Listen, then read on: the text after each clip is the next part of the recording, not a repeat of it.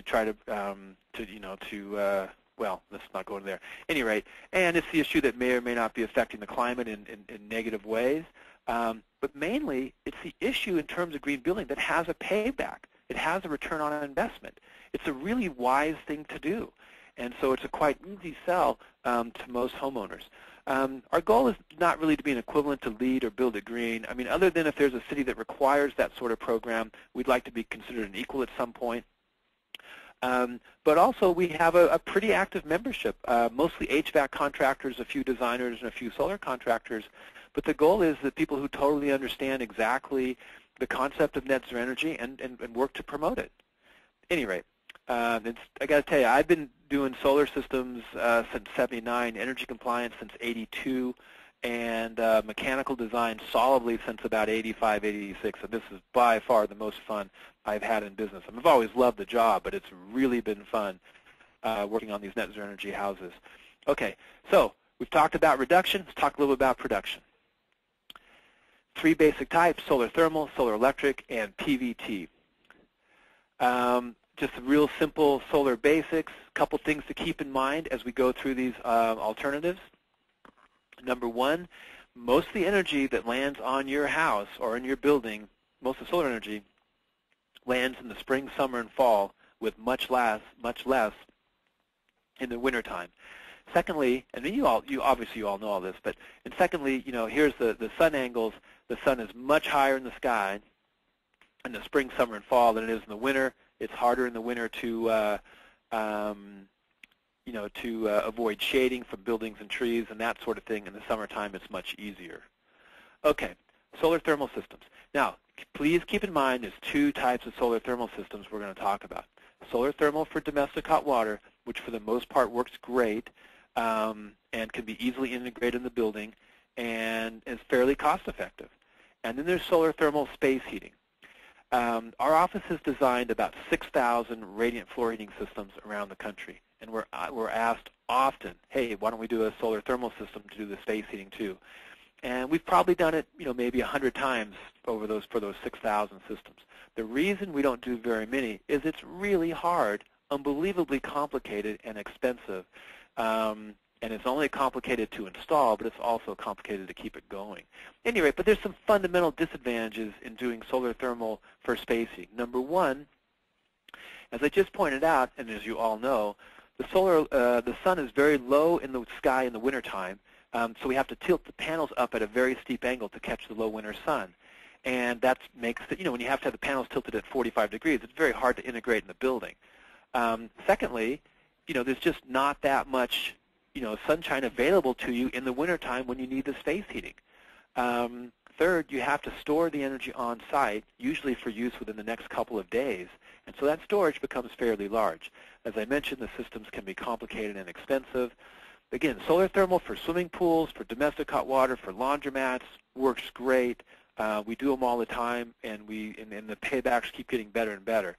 Solar thermal for space heating is very difficult. Here's one of the last jobs we saw. This is a house for about a 3,000 square foot house, 600-gallon storage tank, and this mechanical room is just for the storage and distribution of warm water. It's not for the backup heat or anything else. It's just for the solar storage and distribution. As you can see, it's a pretty complicated setup. Now you compare that to a grid-tie solar electric system, where all you need for storage and distribution is an inverter that converts your DC power to AC power and your meter. You got those 2 things, that replaces everything you see here. There's other advantages, because with the way the grid-tied solar electric systems work, it's almost like you get an annual, you're billed on an annual basis. I mean, the meter guy shows up, meter reader shows up, once a month and kind of gives you an accounting, but you really have an entire year for the billing. So let's say you turn your system on in January, and it's, you got your panels located, relatively flat because, it's easier to integrate in the building that way, and we want to take advantage of the extra sun we get in the spring, summer, and fall. But in the wintertime, we're not doing very well. The days are shorter, it's cloudier, it's colder, we're using more energy for space heating, the lights are on longer, we're probably going to go negative. the idea is that, yeah, maybe you're going negative in January and February, but by the time March, April, May, all the way through October go around, chances are we're going to go positive. We're actually going to be producing more energy than we're using. And then by the time November, December comes around again, we're back to negative. If we've all done our job right, the guy's built a nice, efficient house, we put in the proper size solar system, the owners have behaved in a responsible way, we've ended up with a bill of 0. That's how grid tie systems work. The advantages are clear. Panels can be mounted low or flat to the roof.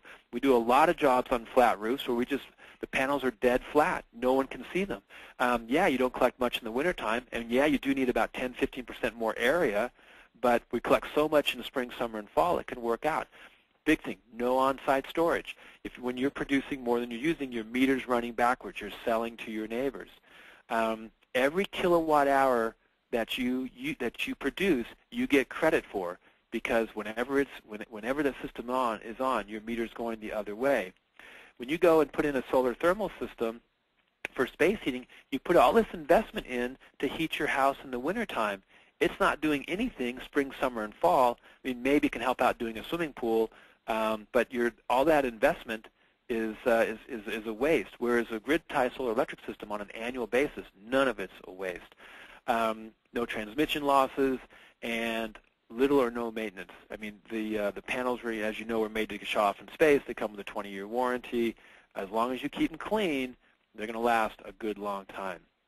The way the systems work is really simple. You got these panels that sit up on your roof or on the ground or on a trellis or wherever. You've got an inverter converting DC power to AC power.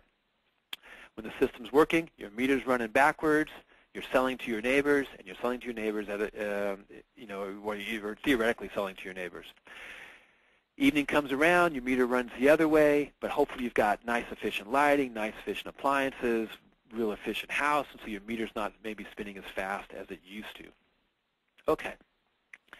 One of the things that's coming on fairly quickly are what's called built-in PV, built-in solar electric.